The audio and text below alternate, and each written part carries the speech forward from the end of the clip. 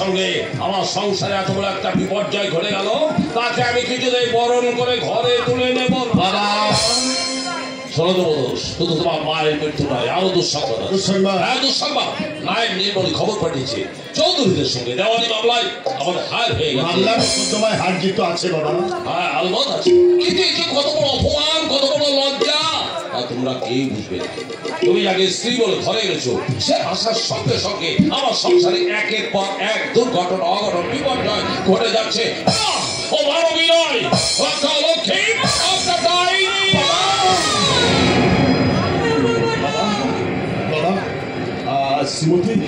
শ্রীমতী ডাইনি নয়, আপনার কুসংস্কার ভরা মনের বিকাশ।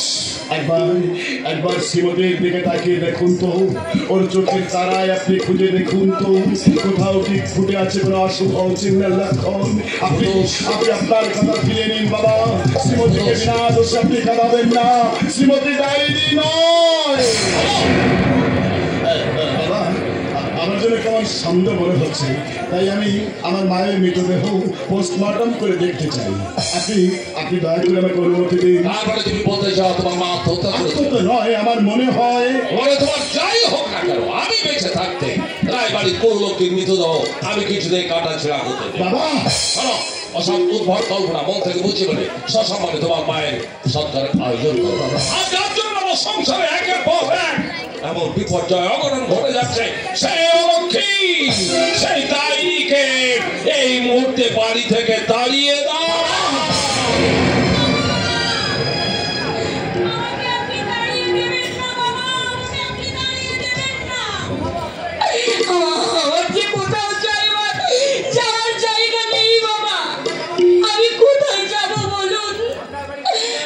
আপনার বাড়ির কুকুর বিড়াল মনে করে আমাকে একটুখানি আশ্রয় আপনি দিন বাবা।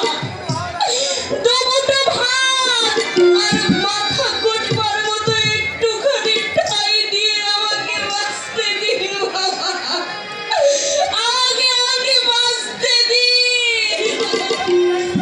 না, অলক্ষী ডাইনির কান্নায় জমিদার জিতেন্দ্র নারায়ণ রায় বলবে, বাবা বেরিয়ে যাও তুমি আমার বাড়ি থেকে। বাবা, এই বাড়িতে তোমার ঠাঁই। বাবা শোনো দেবদাস, যতক্ষণ ওই অলক্ষী আমার এই বাড়িতে থাকবে ততক্ষণ আমি জলগ্রহণ করব না।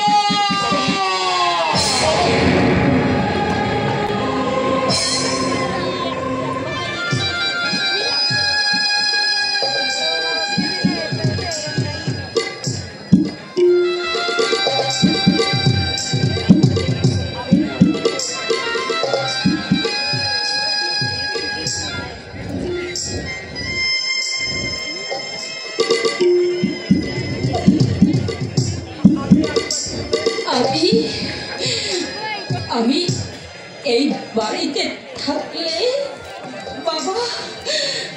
বাবা জনগ্রহণ করবে না।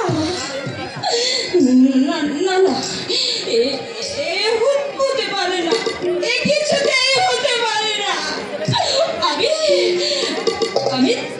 আমি চলেই যাব, থাকবো না আমি এই বাড়িতে, এক্ষুনি আমি এই বাড়িতে। না, তা হয় না। আমি তোমাকে স্ত্রীর স্বীকৃতি দিয়ে বাড়িতে নিয়ে এসেছি। বাবা তোমাকে ডাইনি বধূ আখ্যা দিয়ে এই বাড়ি থেকে তাড়িয়ে দিলেও আমি তো তোমাকে অস্বীকার করতে পারি না। আর যদি এই বাড়ি ছেড়ে চলে যেতে হয়, এই বাড়ির সমস্ত কিছু ছেড়ে আমিও তোমার সঙ্গে চলে যাবো। তুমি কেন যাবে? তুমি শিক্ষিত, তুমি জ্ঞানী গুণী, বাবার আদেশ অমান্য করে বাবাকে অপমান করা কি তোমার সাজে? কিন্তু কোনো কিন্তু নয়। আমি জীবনে কোনো দিন তোমার কাছে কিচ্ছু চাইনি। আজ শেষবারের মতো একটা প্রণাম তুমি আমাকে